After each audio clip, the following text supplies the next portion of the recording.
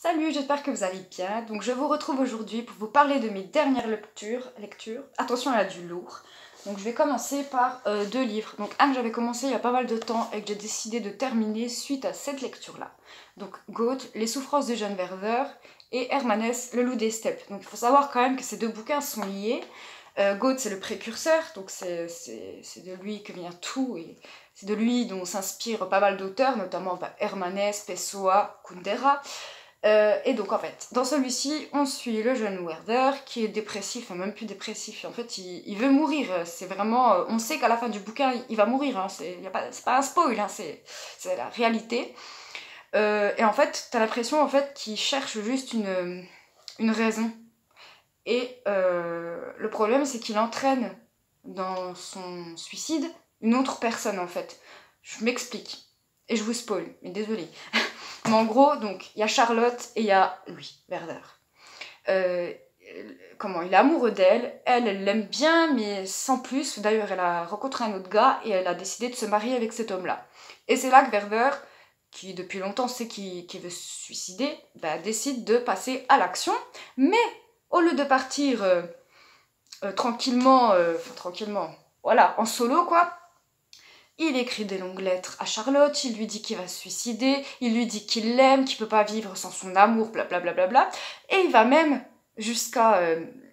enfin c'est pas lui, mais en gros c'est Charlotte qui va lui donner l'arme pour qu'il se tue en fait. Donc résultat, à la mort de... Enfin moi j'ai trouvé ça horrible, mais à la mort de Werther, enfin tu peux rien faire pour lui de toute façon, mais il est pas sympathique, enfin... Il est pas, voilà, il est saoulant en fait. Mais Charlotte, tu dis putain la pauvre, mais c'est horrible ce qu'il lui a fait en fait. Non seulement il lui a pourri la vie, il a toujours se plaindre, dire ouais je suis pas bien, tu m'aimes pas, non. En plus il lui écrit une lettre qui arrive le jour où on le retrouve mort, où il dit ben voilà ouais je vais passer le cap, tu m'aimes pas, non. Et en plus c'est elle qui a donné l'arme pour qu'il se tue. Et elle le sait, hein. Bref, donc c'est horrible pour elle. Et ce bouquin, donc, il a été censuré à sa sortie pour apologie du suicide. Mais je comprends parce qu'en fait, Werther, il est tellement... tu te dis, en fait, si Werther se suicide, tout le monde doit se suicider. Parce que lui, en gros, il se suicide pour une idée, une illusion, une idée d'amour qui peut pas se faire. Mais c'est un détail, ça c'est rien, tu sais. Tous les jours, il y en a qui sont déçus par amour et pas que en illusion, en fait, en concret, tu vois. Donc, pathétique, voilà. Werther est pathétique, mais je pense que c'est Goethe qui a voulu lui donner cet aspect. Hein. Et du coup, Hermanès, le loup des steppes, je pense que Hermanès, qui d'ailleurs le cite longuement dans son bouquin, s'est inspiré de cette histoire pour en recréer une autre, avec d'autres perspectives. Parce que dans celui-ci, il y a quand même la folie qui est très présente. Donc en fait, là, c'est un personnage pareil qui veut mourir, qui n'a aucun but, enfin, qui ne comprend plus le monde, qui veut pas le comprendre, voilà, qui est juste en spectateur et qui attend sa fin, mais il n'ose pas en fait se tuer. Il n'a pas le courage, donc il reste là et il attend quoi. Bref.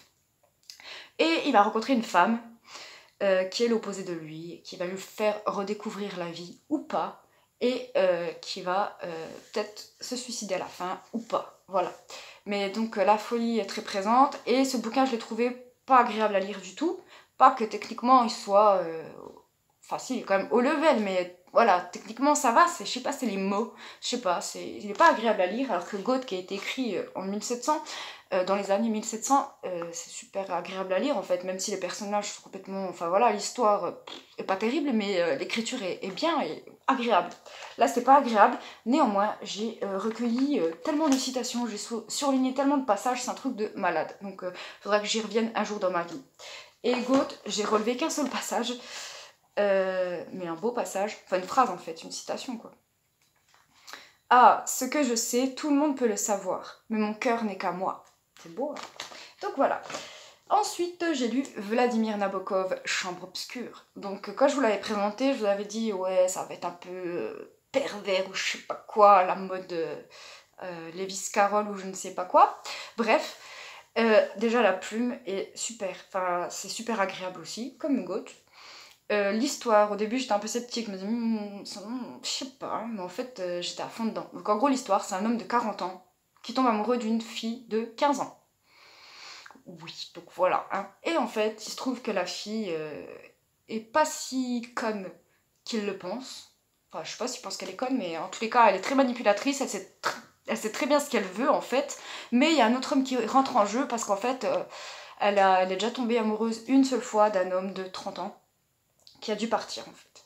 Et il se trouve qu'il en revient. Bref, donc le triangle amoureux, les faux semblants, les fausses émotions, enfin bref, c'est un truc de malade cette histoire, et moi j'ai adoré la fin. La fin, c'est vraiment... c'est le top du top niveau horreur, quoi. Enfin, franchement, c'est... D'où le titre, en plus, oh mon Dieu. Bref, c'est franchement à lire, ce bouquin. Et du coup, j'ai trop envie de lire Lolita, quoi. Donc, voilà, Nabokov, je te kiffe. Et sinon, j'ai lu le roman de Raspoutine de Vladimir Fedorovski, qui était intéressant, ma foi, mais il manquait un petit peu de détails croustillants. Enfin, ma curiosité n'a pas été satisfaite. Voilà, parce que quand même, Raspoutine, c'est pas... enfin, je sais pas, c'est pas monsieur tout le monde, quoi. Hein. Donc, voilà. Et sinon, le livre de la tranquillité d'Olivia Benhamou. Enfin, c'est pas d'Olivia, c'est présenté par Olivia, parce que concrètement, c'est juste un recueil de citations structuré par thème. Le problème, c'est que c'est tout le temps les mêmes citations, enfin, genre des mêmes personnes, quoi. La Bruyère, Schopenhauer, Ovide, Marc Aurèle, Sénèque, Nietzsche, Schopenhauer. Et le problème, c'est que Schopenhauer, elle cite qu'un seul bouquin de lui. Et je l'ai pas encore lu, donc je voulais pas me spoiler, donc j'ai pas lu les citations de Schopenhauer. Et les autres, en fait, il y en a aucune. Si, il y en a une, et c'est un proverbe. Il y en a une que j'ai aimée, c'est on peut laver sa robe, mais pas son linge sale. Voilà, c'est le seul truc que j'ai retenu de ce bouquin, que je ne vais pas garder. Voilà, et bien écoutez, c'est tout pour mes dernières lectures. Je vous dis à bientôt, tchuss.